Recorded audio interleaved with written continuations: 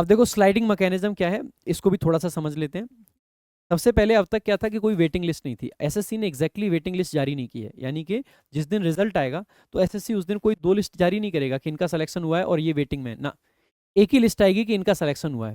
Selection होने के बाद में 10 दिन का टाइम आपके पास में है, 10 दिन के अंदर आपको जो रीजनल डायरेक्टर है उनके पास में जाना है और उनको जाके आप अपना ऑथेंटिकेशन कराना है कि हाँ जी हम ये नौकरी ले रहे हैं कि नहीं ले रहे हैं। ठीक है, जब आप वहां जाओगे तो वहीं उसी टाइम पे आपको, आप उसको फिक्स करना चाहते हो नौकरी को या आप उसको फ्लोट करना चाहते हो, वो ऑप्शन आपको दिया जाएगा।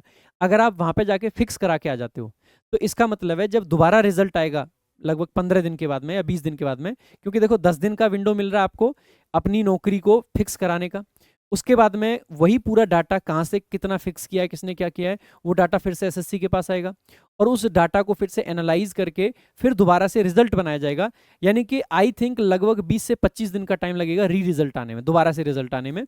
तो जब दोबारा रिजल्ट आएगा तो उस टाइम पे आपको नीचे की पोस्ट नहीं मिलेगी, ये पक्की बात है।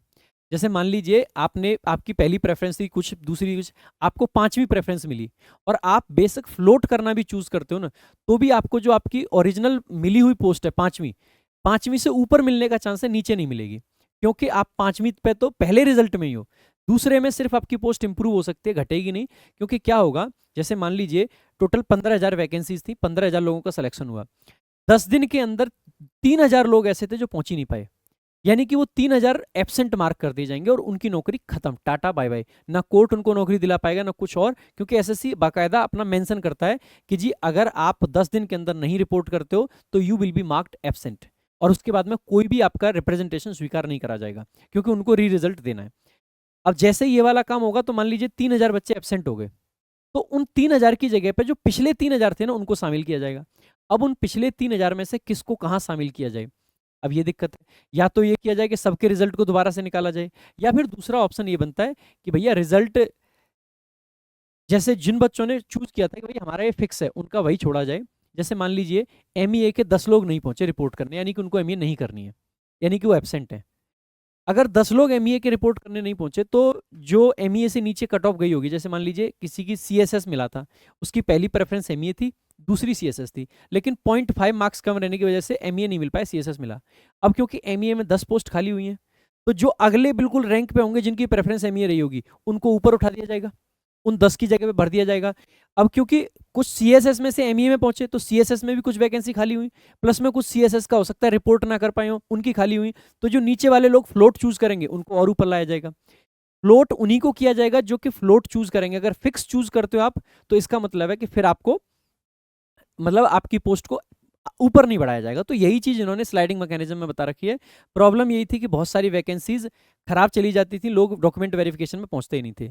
अब इसका सोल्यूशन स्लाइडिंग मैकेनिज्म निकाला गया, ये सिंगल री एलोकेशन प्रोसेस है, यानी कि ऐसा नहीं है मान लीजिए 25 दिन बाद फिर से रिजल्ट आ जाता है और लगभग 2,000 नए बच्चे सेलेक्ट हो जाते हैं, पुराने वाले छोड़ देते हैं और नए वाले सेलेक्ट हो जाते हैं 2,000।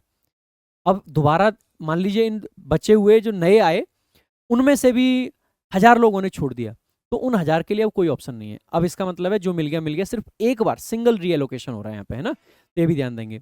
First round of tentative allocation होगा जहाँ पे मेरिट और ये प्रेफरेंस भरी जाएगी। उनको विजिट करना पड़ेगा एसएससी का जो रीजनल डायरेक्टर है, आरडी जिसको बोलते हैं, आरडी ऑफिस, ठीक है, वहाँ पे जाके बेसिकली आधार ऑथेंटिकेशन होगा आइडेंटिटी वेरिफिकेशन के रूप में। 2 ऑप्शन मिलेंगे वहाँ पे, या तो आपको फिक्स करना है कि जो पोस्ट आपको मिली है हमें वही चाहिए, दूसरा आपको फ्लोट करना है। फ्लोट करने में आपको चांसेस हैं कि आपके ऊपर की पोस्ट मिल जाए और हो सकता है वही रहे जो आपको मिली है, नीचे की नहीं मिलेगी, इसीलिए मैं तो कहूँगा फ्लोट वाला चूज करना ज़्यादा आपके लिए अच्छा रहेगा।